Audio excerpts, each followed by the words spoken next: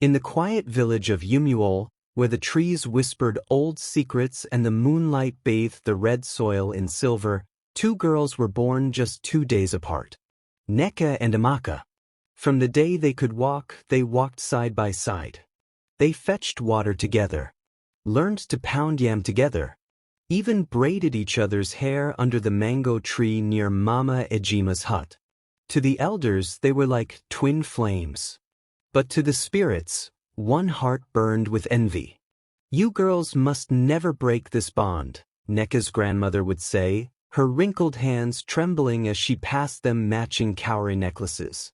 "Swear before omhouho, the god of justice." They both did. Right hand raised, eyes shut tight, repeating the oath after her. No one laughed. Not even the birds. Because in Umuol, promises were alive. And breaking them had consequences. Years passed. Nneka, the softer one, grew into a gentle beauty. She was known for her kindness, her laughter, and her voice, sweet like morning flute songs. Nneka, on the other hand, was fierce, bold, smart. But in her eyes was something unspoken. A thirst to be seen, to be loved more. And when Obinna, the tall son of the village chief, returned from the city, both girls noticed. But only one was chosen. It happened during the New Yam Festival. Drums rolled, palms clapped, and Obinna, with his dazzling smile and Lagos perfume, walked past every maiden and stopped before Nneka. "May I?" he said, stretching out his hand. Nneka blushed. Nneka froze. And the village cheered. That night, Nneka danced. But Nneka didn't. Later, under the moonlit sky, they sat on a bamboo mat. "You like him?" Nneka asked softly, her voice barely above the crickets. "I think I do," Nneka whispered, holding her necklace. "But I won't go further if you—" "It's fine," Nneka interrupted, forcing a smile. "He chose you. That's what matters." But behind that smile, something cracked. The first strange thing happened 3 days later. Nneka woke up to find her necklace broken. The cowries were scattered on the floor, as if someone had ripped it off in a hurry. She asked her mother. She asked Nneka. "Maybe it just fell while you slept," Nneka said with a shrug. But Nneka remembered hearing a whisper in the middle of the night. "You will not have him." The second sign was worse. While washing clothes by the river, Nneka saw a white fish float by. Its eyes were blood red, and its mouth was smiling. She gasped. The fish suddenly jerked, then vanished. She ran to the village priest, Dibia Chikwudi. "Strange things walk with you, child," he muttered, inspecting her palm. "Someone you trust has entered the forest of shadows." "Who?" she asked, fear rising in her chest. He looked into her eyes. "Your shadow wears 2 faces. Be careful who stands behind you." That night, Nneka came with roasted corn and palm wine. "You look tired," she said. "Want me to stay the night?" Nneka hesitated, but she nodded. They laid on the mat. They laughed. They held hands. "We'll never let a man come between us, right?" Nneka asked. "Never," Nneka replied, smiling softly. "We're sisters." But as the moon drifted across the sky, Nneka slept. And Nneka didn't. She stood in the shadows, watching her friend. Then whispered, "You shouldn't have taken what I wanted."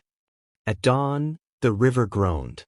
The women of Umuol gathered with buckets and gossips, laughter echoing across the banks, until they saw it. Floating gently near the reeds, swaying with the current, was a small black calabash. It was sealed with red thread, tied in 7 knots. But what made them scream was what was carved at the bottom. Nneka. Word spread like wildfire. Some said it was a warning. Others called it a curse. But when Nneka arrived and saw it, her heart thudded like a talking drum. She tried to speak, but her tongue felt heavy. She reached for the calabash. But the moment her finger touched it, her body jerked, and she fainted. She woke up hours later in her mother's hut, surrounded by worried faces. "Where's Nneka?" she whispered. No one answered. The room was silent. Only her mother dared speak. "You've been touched by something deeper than words," she said. "You need to go see the dibia again." But Nneka? She was nowhere to be found.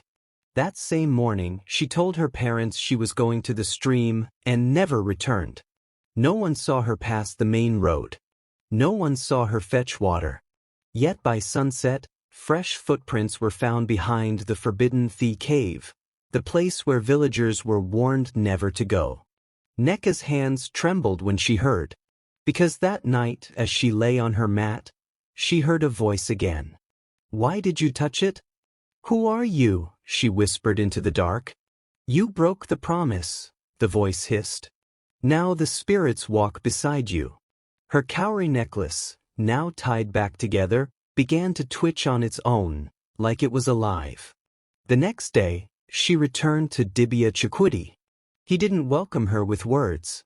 He simply pointed at the floor. There, drawn in white chalk, was a symbol. A circle with two snakes chasing each other's tails. "This is the mark of betrayal," he said. "But I haven't betrayed anyone," Nneka cried. The priest looked at her for a long time. Then he handed her a clay bowl with 3 leaves floating inside. "Spit into the water." She did. The water boiled instantly. A deep growl echoed from inside the bowl. And then, the water cleared. Nneka gasped. She saw Nneka's face. Eyes closed. Standing in front of the shrine of Omhouho, the spirit of lost friendship. "She's made a vow," the dibia said darkly, "to undo what binds you two." "But why?" "Love can grow flowers, but envy grows poison." Meanwhile, far away inside the cave, Nneka knelt before a shrine of cracked stones. The spirit she summoned didn't take form. It spoke through fire. "Do you know the price?" "Yes," Nneka whispered, tears in her eyes. "To take her place, you must offer her shadow." "I'm ready." Back in the village, Obinna came to visit Nneka. "You've changed," he said gently, brushing her hair back. "You look scared."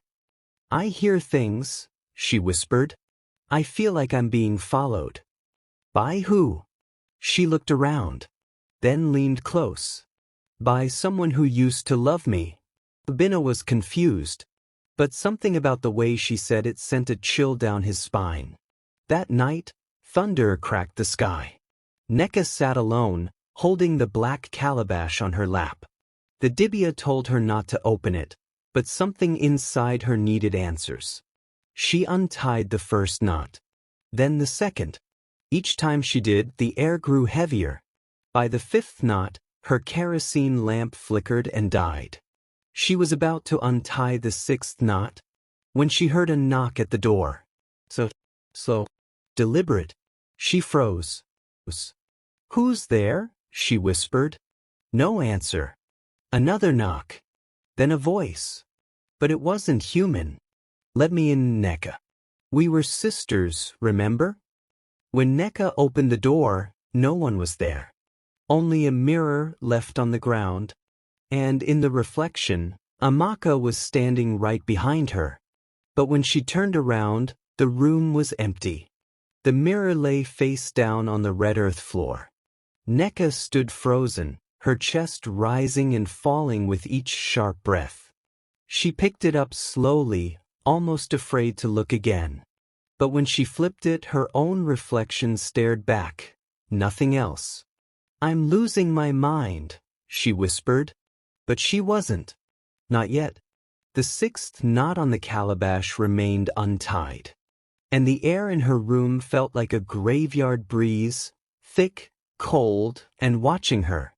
That night, she didn't sleep. She walked to her grandmother's shrine in the backyard. A small hut with palm fronds for walls and an old lantern glowing inside. "Mama," she called out softly, "I need to speak to the ancestors." She knelt before the pot of ashes and sprinkled salt over it. The flame flickered. Then a whisper came through the wind. If you want to know the truth, go to the river at midnight. But don't go alone. At that same hour, Nneka was already there. Hair loose, wearing a wrapper soaked in charcoal and herbs. She stood in the river, her arms raised to the sky, chanting a name that had not been spoken in Umual for decades. Nemuli, spirit of undoing, come forth. The river stirred. The trees creaked. And from beneath the surface rose a figure wrapped in black waterweed. No face, no feet, only eyes, wide, white and waiting. What do you seek? It asked. I want Nneka to disappear, Nneka said. From Obina's heart. From the village. From this world if possible. And your offering? Nneka sliced a cut across her palm and dropped the other half of the matching necklace they once swore with. The spirit hissed. The calabash on Nneka's table, miles away, cracked slightly. Meanwhile, Nneka had taken the Dibya's advice and begged Obina to come with her. They arrived at the river together, lantern in hand, just minutes after Nneka had vanished into the woods. But the sand was still wet. The air still smelled of blood and fire. Something happened here, Nneka said, shivering. She bent down and saw the imprint of a palm in the water. It glowed faintly. She touched it. Instantly, her vision changed. She was standing in the middle of the river, alone. Nneka was laughing at her. But behind Nneka, Obina was holding her waist. She never loved you, Nneka whispered in the vision. He never did either. Lies. Nneka screamed. The vision cracked, and she fell back into Obina's arms, gasping. You screamed my name, he said. What did you see? I lie, she said. But she wasn't sure. Because when she looked at Obina's eyes, something about them felt distant. They returned home, but Nneka couldn't sleep. By midnight again, she sat alone in her room, staring at the calabash. One knot remained. The final knot. The Dibya had warned her. If you untie the seventh knot, the spirit will no longer whisper, it will enter. She stared at it, and then she cut the thread. Nothing happened. She waited. Minutes passed. She sighed, relieved.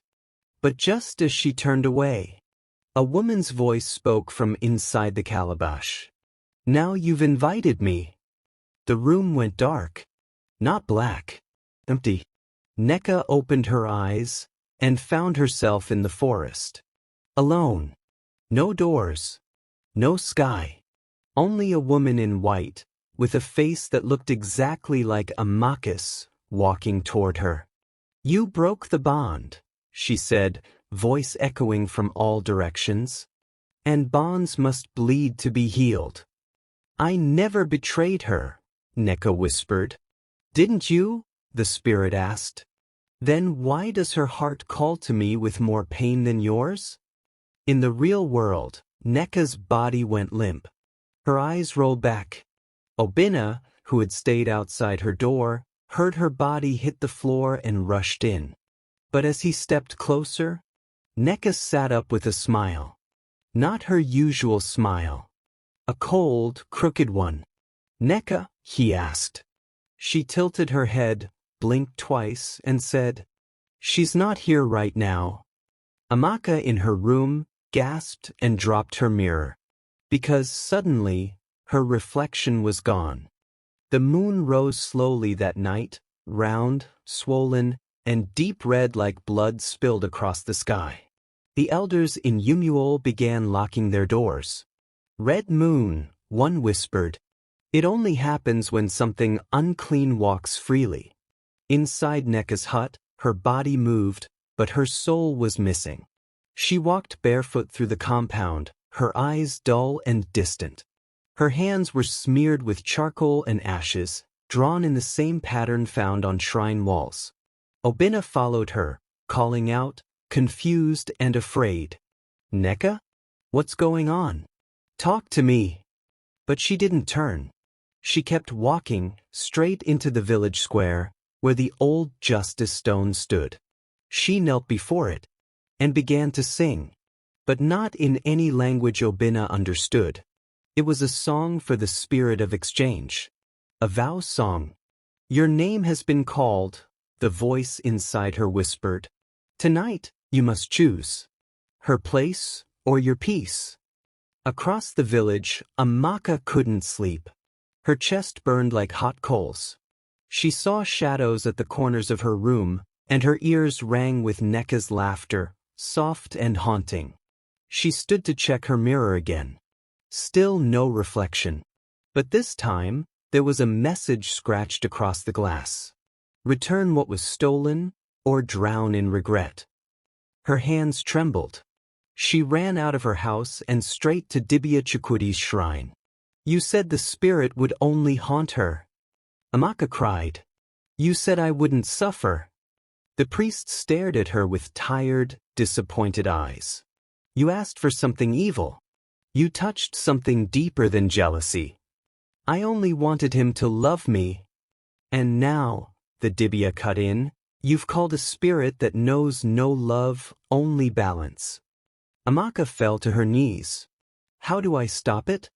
He lit a small fire and dropped 3 feathers into it.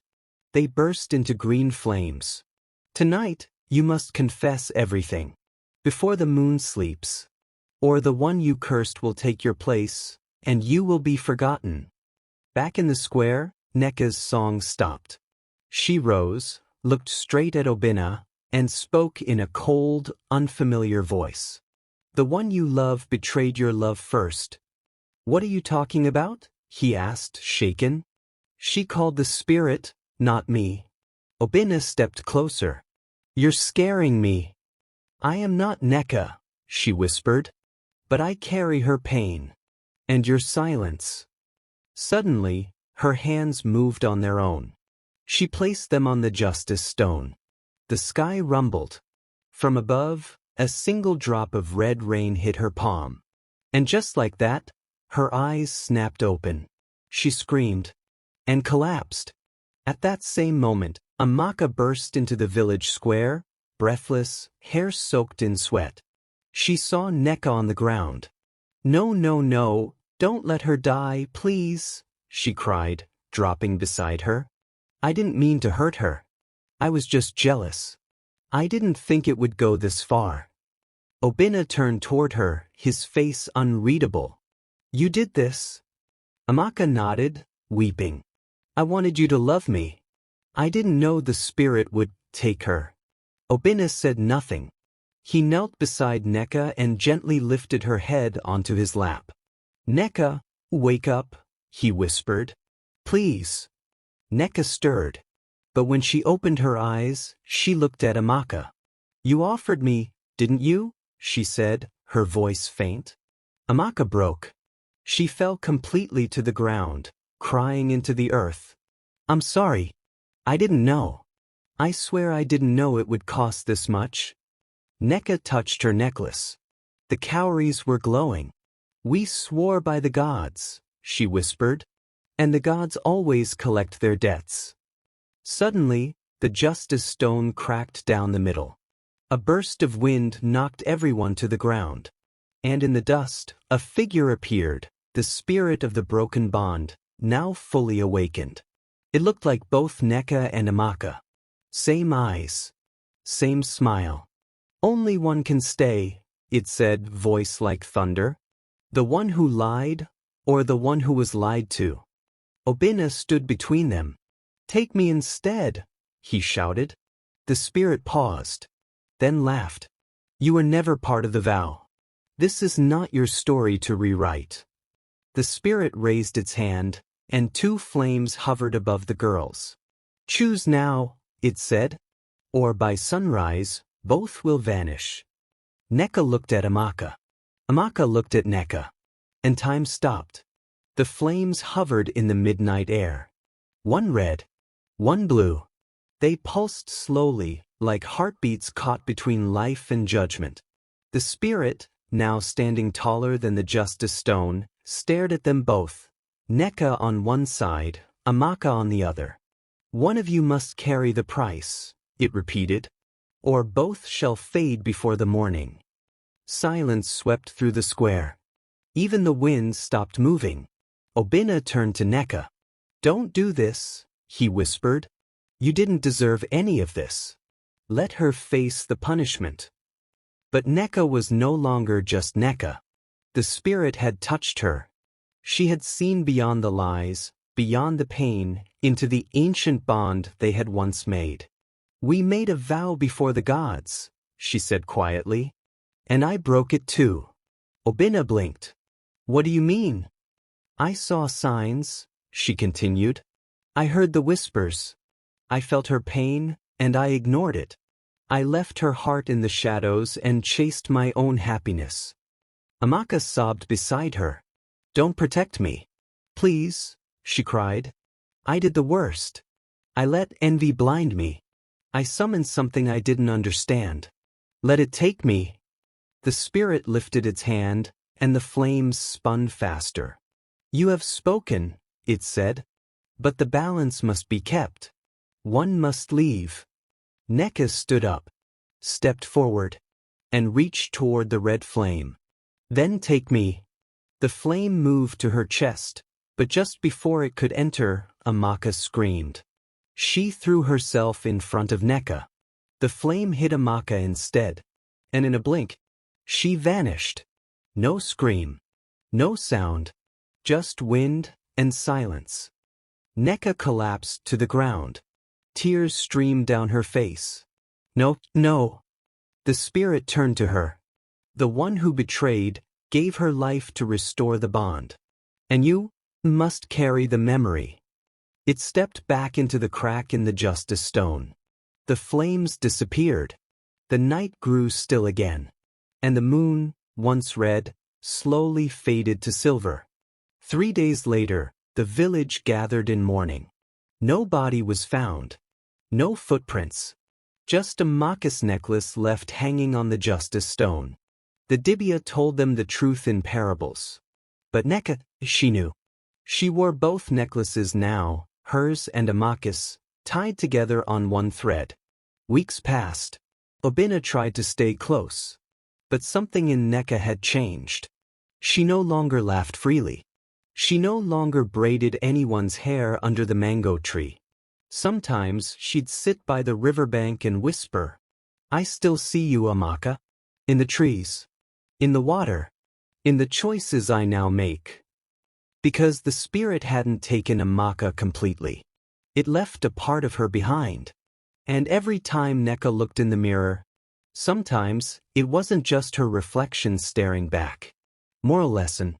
Envy starts small, but if you feed it in silence, it can destroy everything love built. Nneka and Amaka were like sisters, but one broken vow, one hidden jealousy, changed their lives forever. So remember, not all friendships survive secrets, and not every apology can undo the damage. In this life, make peace with your heart before it poisons your hands. Because even when love forgives, the spirit world may still collect its price. If you enjoyed this story, don't forget to like, comments, and subscribe. Thanks for watching.